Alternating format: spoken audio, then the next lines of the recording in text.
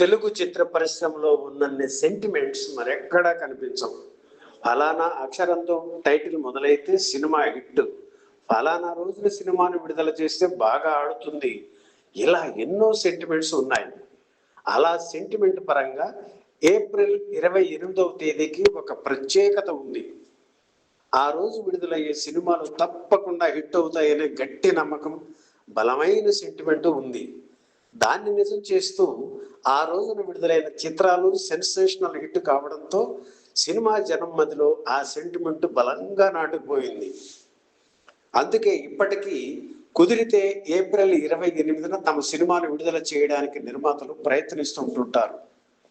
April 28వ తేదీకి అంత craze రావడానికి ప్రధాన కారణం విశ్వవిఖ్యాత నట సార్వభౌమ ఎన్టీఆర్, దర్శకుడు రాఘవేంద్రరావుల తొలి కాంబినేషన్లో వచ్చిన అడవి రాముడు చిత్రం 1977 ఏప్రిల్ 28న విడుదలై సంచలన విజయం సాధించింది. ఈనాటికి తరిగిపోని పలు రికార్డులు నెలకొల్పింది అడవి రాముడు. అరుదైన విషయాలను, ఎవరికి తెలియని సంగతులను సేకరించి ఎప్పటికప్పుడు మీ ముందు ఉంచే మీ వెండి వెన్నెల ఇప్పుడు ఏప్రిల్ 28న ఏ చిత్రాలు విడుదలయ్యాయి, వాటి బాక్స్ ఆఫీస్ రికార్డులు సేకరించి మీకు అందిస్తోంది.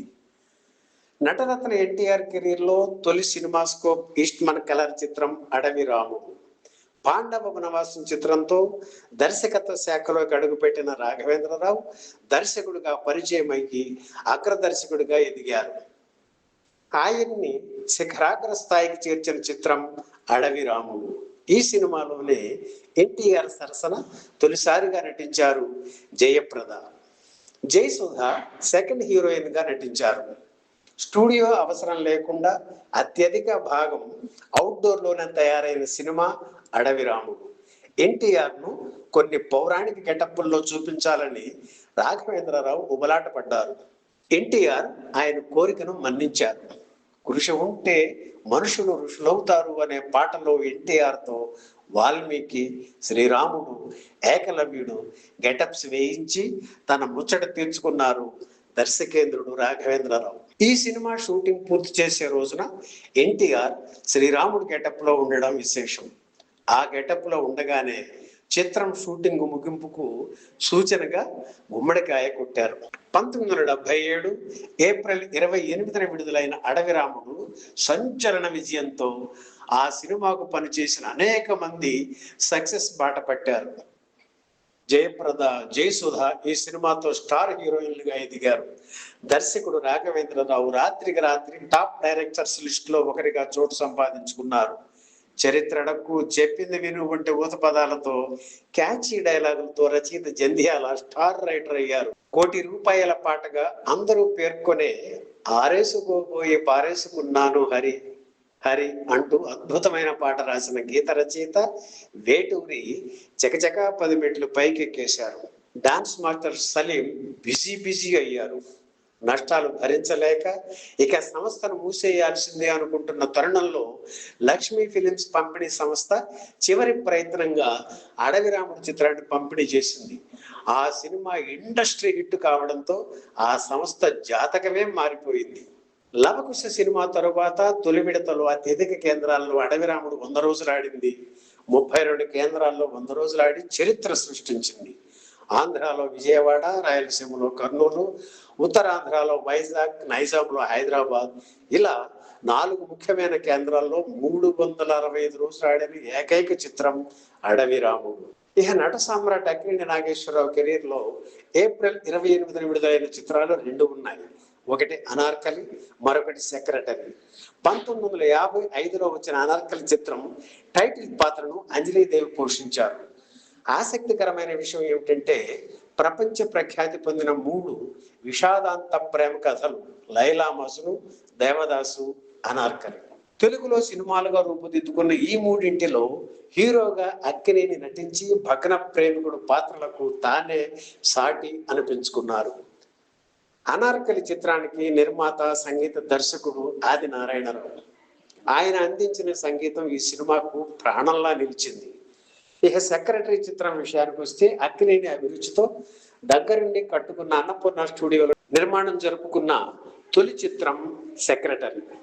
1976 జనవరి 14న నాటి రాష్ట్రపతి ఫక్రుద్దీన్ అలీ అహ్మద్ ఈ స్టూడియోను ప్రారంభించారు. అప్పటికి ఒకే ఒక ఫ్లోర్ సిద్ధమైంది. అందుకని భారీ హౌస్ సెట్ వేసి సెక్రటరీ చిత్ర నిర్మాణం ప్రారంభించారు నిర్మాత రామానాయుడు. కళాభినేత్రి వాణిశ్రీ కథానాయికగా నటించిన ఈ సినిమాకు కెఎస్ ప్రకాశ్రావు దర్శకత్వం వహించారు. 57 రోజుల్లో చిత్రాన్ని పూర్తి చేసి 1976 ఏప్రిల్ 28న విడుదల చేశారు. సినిమా మీద భారీ అంచనాలు ఉండడంతో ఆ స్థాయిలో సినిమా లేకపోవడం వల్ల ఆశించిన విజయం సాధించలేదు. రిపీట్ రన్ లో సెక్రటరీ చిత్రం మంచి వసూళ్లు సాధించింది. సెక్రటరీ చిత్రం ఏప్రిల్ 28న విడుదలైనా అంతగా విజయం సాధించకపోవడంతో అడవి రాముడు సూపర్ హిట్ తోనే ఏప్రిల్ 28కి ఒక ప్రత్యేకత వచ్చింది. ఆ రోజున తమ సినిమా విడుదల చేస్తే హిట్ ఖాయం అనే సెంటిమెంట్ కూడా ఏర్పడింది. Super star Krishna, rebel star Krishnaraju నటించిన అడవి సింహాలు సినిమా కూడా 1983 ఏప్రిల్ 28న విడుదలయ్యి ఘన విజయం సాధించింది. దీనికి కూడా రాఘవేంద్రరావే దర్శకుడు. అడవి సింహాలు ఆ రోజుల్లో భారీ ఓపెనింగ్స్ సాధించింది. ఈ సినిమాలో హీరో కృష్ణ సరసన శ్రీదేవి, కృష్ణరాజు పక్కన జయప్రద నటించారు. తెలుగుతో పాటు హిందీలోనూ జానీ దోస్త్ పేరుతో ఏకకాలంలో నిర్మించారు. ధర్మేంద్ర, జితేంద్ర హిందీలో నటించారు. 2 భాషల్లోనూ సినిమా సూపర్ హిట్. అలాగే కళా తపస్వి కె విశ్వనాథ్ దర్శకత్వంలో విశిష్ట నటుడు కమల్ హాసన్ నటించిన శుభ సంకల్పం చిత్రం కూడా ఏప్రిల్ 28న విడుదలయ్యింది. మధుర గాయకుడు ఎస్పి బాలసుబ్రహ్మణ్యం నిర్మించిన ఈ చిత్రంతోనే నటుడిగా కెమెరా ముందుకు వచ్చారు కె విశ్వనాథ్. ఆమని, ప్రియారామన్ ఇందులో హీరోయిన్లు. శుభ సంకల్పం చిత్రం విజయం సాధించి నిర్మాతగా బాలుకి లాభాలు తెచ్చిపెట్టింది. ఈ సినిమా తర్వాత విశ్వనాథ్ ఆర్టిస్ట్ గా బిజీ అయ్యారు. తెలుగులో మంచి క్యారెక్టర్ ఆర్టిస్ట్ లేడనే కొరతను ఆయన తీర్చారు. అలాగే మహేష్ నటించిన పోకిరి సినిమా కూడా సరిగ్గా 20 ఏళ్ల క్రితం ఏప్రిల్ 28న విడుదలయ్యింది. ప్రతి నటుడి కెరీర్ లో మలుపు తిప్పే చిత్రం ఒకటి ఉంటుంది. అలాగే మహేష్ కెరీర్ లో మేలి మలుపు పోకిరి. ఈ సినిమాకు ముందు అందరూ మహేష్ ను ప్రిన్స్ అని పిలిచేవారు. పోకిరి చిత్రం తరువాత ఆయన సూపర్ స్టార్ అయ్యారు. దర్శకుడు పూరి జగన్నాథ్ బహుముఖ ప్రజ్ఞ, మహేష్ నటన, ఇలియానా అందాలు, బ్రహ్మానందం, అలీ కామెడీ, మణిశర్మ పాటలు పోకిరి చిత్రాన్ని ఆకాశమంత ఎత్తులో నిలబెట్టాయి. ఎవడు కొడితే దిమ్మ తిరిగి మైండ్ బ్లాక్ అవుద్దో ఆడే పండుగాడు. 20 ఏళ్ల క్రితం ప్రతి చిన్న పిల్లవాడి నోటి వెంట కూడా ఇదే డైలాగ్ వినిపించేది. ఆ రోజుల్లో అలా ఎంతో వైరల్ అయిన ఆ డైలాగు ఇప్పటికీ అక్కడక్కడ వినిపిస్తూ ఉంటుంది. ఏ ముహూర్తంలో మహేష్ తో దర్శకుడు పూరి జగన్నాథ్ ఈ డైలాగ్ చెప్పించారో కానీ పోకిరి దెబ్బకు పాత రికార్డ్స్ అన్ని దిమ్మ తిరిగి మైండ్ బ్లాక్ అయ్యాయి. తెలుగు చిత్ర పరిశ్రమ మాత్రమే కాదు, భారతీయ సినీ పరిశ్రమ స్థితిగతులను మార్చిన సినిమా బాహుబలి. తెలుగు సినిమా ఖ్యాతిని విశ్వవ్యాప్తం చేసిన సినిమా ఇది. ప్రభాస్, రాణా, అనుష్క, తమన్నా, రమ్యకృష్ణ, సత్యరాజ్ ప్రధాన తారాగణంగా రాజమౌళి ఈ చిత్రాన్ని రూపొందించారు. 2015 జూలై 10న బాహుబలి మొదటి భాగం విడుదలైంది. ప్రపంచవ్యాప్తంగా ఈ సినిమా చూసిన వారందరినీ వెంటాడిన ప్రశ్న ఒక్కటే, బాహుబలిని కట్టప్ప ఎందుకు చంపాడు? ఆ ప్రశ్నకు సమాధానం బాహుబలి పార్ట్ 2లో దొరికింది. ఈ సినిమా 2017 ఏప్రిల్లో విడుదలయ్యింది. అడవి రాముడు చిత్రం విడుదలయ్యి అప్పటికి సరిగ్గా 40 ఏళ్ళు. ఈ సినిమాకు దర్శకేంద్రుడు రాఘవేంద్రరావు సమర్పకుడు కావడం గమనార్హం.